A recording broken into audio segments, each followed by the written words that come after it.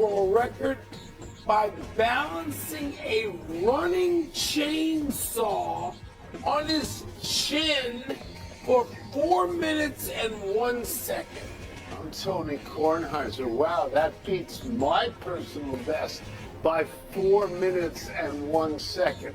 I would never. I don't want to even hold. Say there's video. I don't even want to hold a running chainsaw. I want to hold a still chainsaw. Don't want to. One that's out of gas. A chainsaw. What are you doing putting a chainsaw near your face? Wow. Crochet.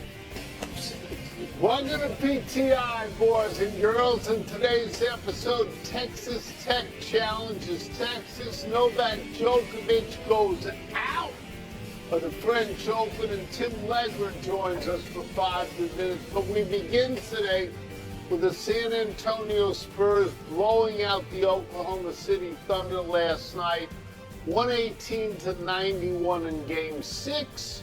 To force a Game 7. Victor Wembanyama more than made up for his anemic Game 5 by scoring 11 points in the first quarter to go along with 5 rebounds, a block, and a steal in the first quarter. Shai Gilgeous-Alexander continued his struggles, scoring just 15 points on 6 of 18 shooting, his 4th straight sub-40% shooting night. Wilbon, what did last night's results say to you? We're in for a great Game 7. That's what they said. That's what we expected. You and I both expected Wembanyama to come out and put his fist imprint on this game, and he did. And they, to some degree laid a smackdown on SGA. And so it was, I thought it was an entertaining game, though there was no drama in the score late. It was interesting because Wembanyama just came out. When he buried those 2 threes early, like, okay, this. That's right. But to be fair, OKC did hang in there. Every time San Antonio would lengthen that thing to 13 points or so, they got it to 6 and 8, and one time they got it to 5, and they missed a 3. They could have gotten it to 2. But San Antonio controlled the game, and now we get what I want to see from the best series in basketball. Sorry, Knicks fans.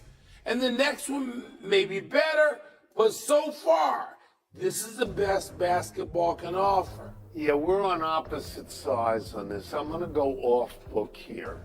I am. I believe that NBA players are the greatest athletes in the world. I really do.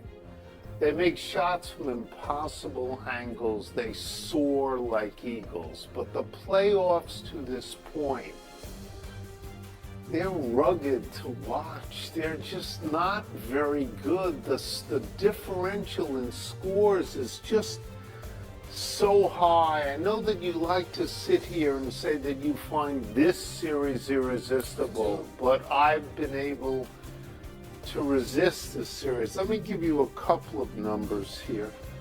Game 1 of this series was fantastic because Wembanyama announced himself.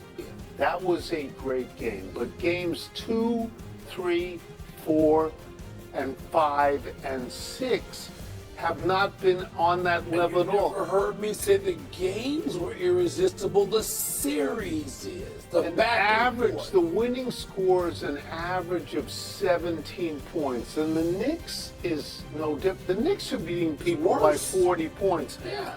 But yet their game 1 with that comeback that was breathtaking.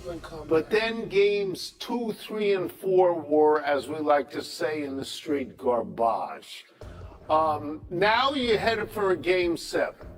Now those are the magic words for sports writers. Game 7. We expect the most in the world. But, here's the but, Mike.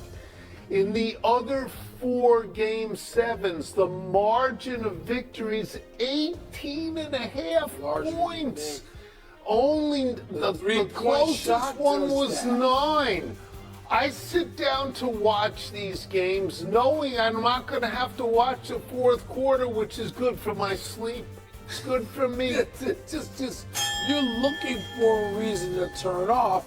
I'm looking for a reason to see what is going on in these matchups.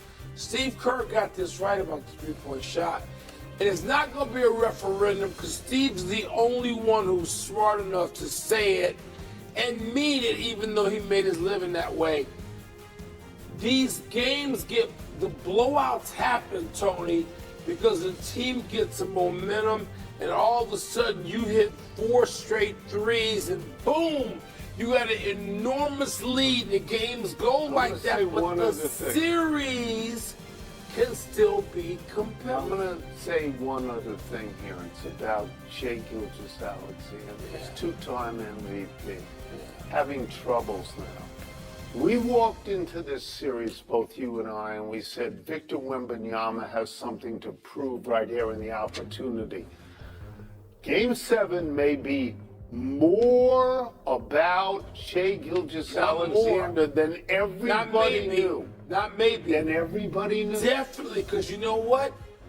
In his rear view, and things are larger than they appear, is Wembanyama.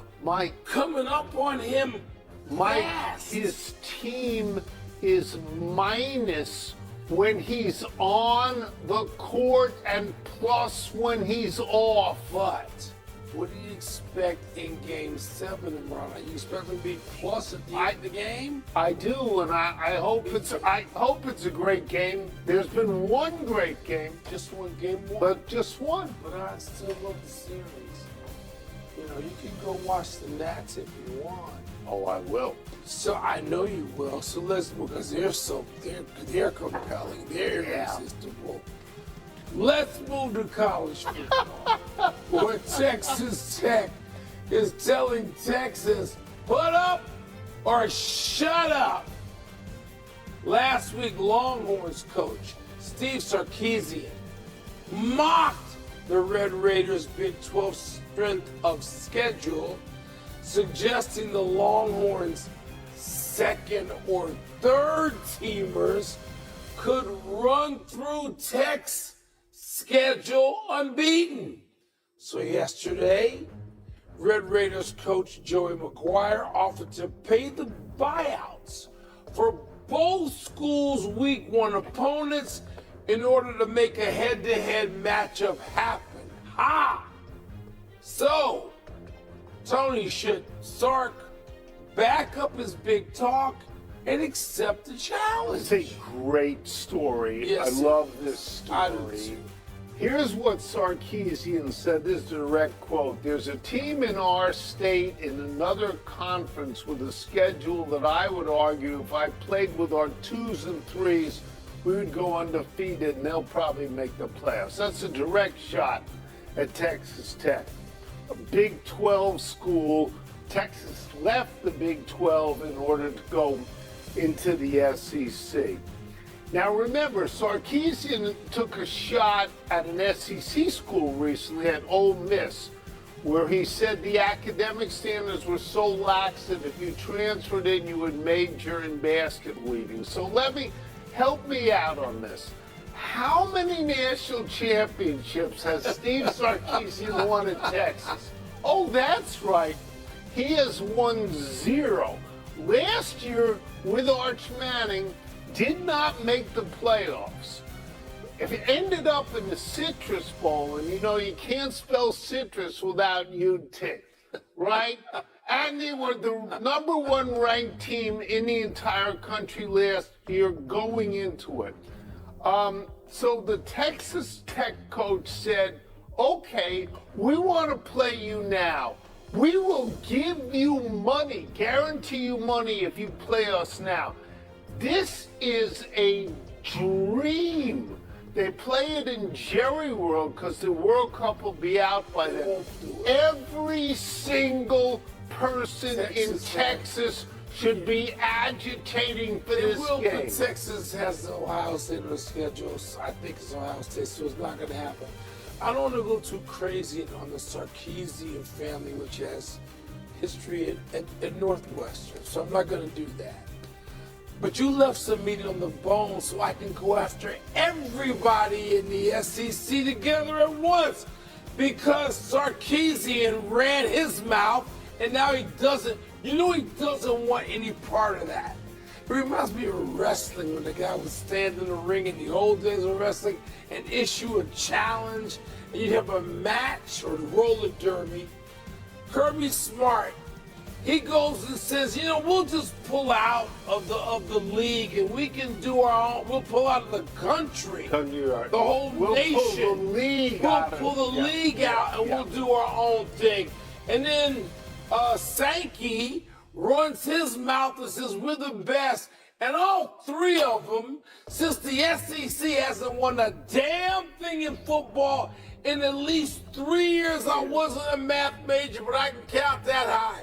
Right. All the SEC people, shut up. Can I ask you right now, you're just losers and you're loud losers. Can I ask you a Shut question? Up. Can I ask you a question? Yes. Would you open your jacket and reveal where that sweater is from? What was that, Northwestern sweater, isn't it? Yeah, Northwestern, Mr. Big Ten. That's right. Let's move. Just when the French Open looked to be wide open for Novak Djokovic, he's out. The three-time French Open winner was up 2-0 over Brazilian João Fonseca in their third-round match, but the 19-year-old started chipping away, winning the third, then the fourth, and with the 39-year-old Djokovic just 1 point from pushing the fifth to a deciding tiebreak, Fonseca went ace, ace, ace to win. Wilbon, what did you make of the match? Where does this leave the draw? I'm in despair. And while both of us sort of like to see Joker get popped a little bit. Yes. Well, one of us for you more so than me. Yes. Yes. I like to see him get popped and then remain in the draw. And the French Open is when I start watching tennis. I may watch a couple of warm-ups, but the French Open is when, you know, let's go. Now we're into the season of professional tennis and matches, tournaments that matter. Now, I mean, you're missing too much. You've had all the recent retirements, Federer, Nadal. You've got Alcaraz, who's injured with the wrist, and he's not in it. You got the loss of Sinner, who goes out in the heat. And now you have no Joker.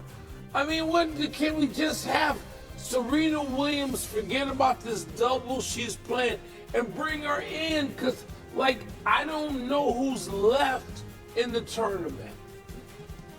This no star power. Was Djokovic's last great chance, maybe last great chance to win number 25 majors.